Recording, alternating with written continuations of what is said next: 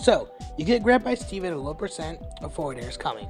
Everyone always says, oh, just SDI away, that's the best option. What if I told you that's not always the case? Let's go over all of the best ways you can SDI to get out of each Steve move. Now, how do you SDI most effectively? The best way that I found, and the way that I did it for each of these escapes, was to pick one direction and then move my move stick up and down in that direction. For the fastest way, I pitched my move stick on the controller and wiggled it across as fast as I could, though most of the times this intensity of SDI isn't really needed. To start off, just as a quick reminder, the stronger the tool, the more distance you get off of the SDI. For floaty characters, your number one option is always to aim for a platform. If you're not near one, SDI away and a little bit downwards if needed. If by the first fair spike you are near a platform, preemptively SDI up so that you can go upwards from the jab. From there, you're higher up, so when the Steve goes for another fair, you can SDI that up in order to get on top of the platform. The goal is to get as close onto the platform as possible, as with tight execution, you can shield in time. However, if the Steve is near frame perfect and you're above 30% or so, you may still get barely clipped, in which case you'll need to be prepared for the up airs, which we'll go over later on in the video. It doesn't matter which stage you're on, if Steve has a full hop forward air to hit you, you can SDI onto the platform.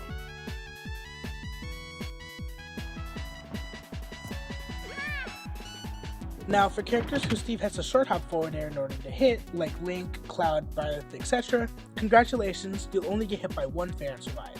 Because of how low to the ground we have to hit you, not only are you in the air less, but it's harder to actually reach you. Just make sure you SDI away, and all is good.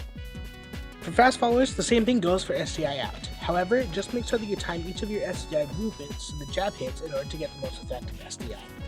This applies for every single move in the game, but you can SDI by the way, not just for Steve. Now, the thing that every fast follower has to deal with is the Steve jab into fair off stage, but once again, this is completely avoidable. On the last hit of the jab, that being the one closest to the ledge, hard SDI up. What this does is make it so that if we do a runoff fair like normal, we get the early hit and not the spike hit, letting you live and recover however you need to. Can Steve beat this? Technically yes, but not really. He would have to go for a full hop fair, which has a high likelihood of missing or again, getting a late hit.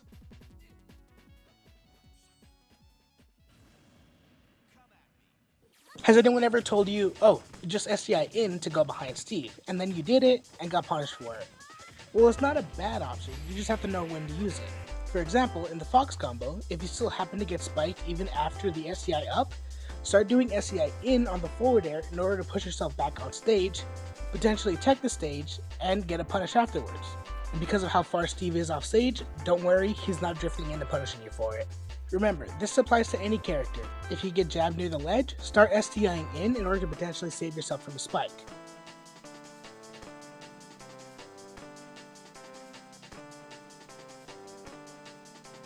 Oh, but what if they happen to do some fancy jab into back air stuff? Well, still go for it. As seen here, the SDI is still enough to let you live even till later percents. Now, the last main move to worry about covering is up tilt. This is a combo with no SDI, and this is a combo with SDI up. Now, unfortunately, unlike the other moves, there's no way to guarantee you won't die from up tilt combos, but what it does do is force the Steve to end their combos early, or use tech in order to actually reach you. But either way, less damage is still better than more damage, or even a lost stock. And with that, that about does it.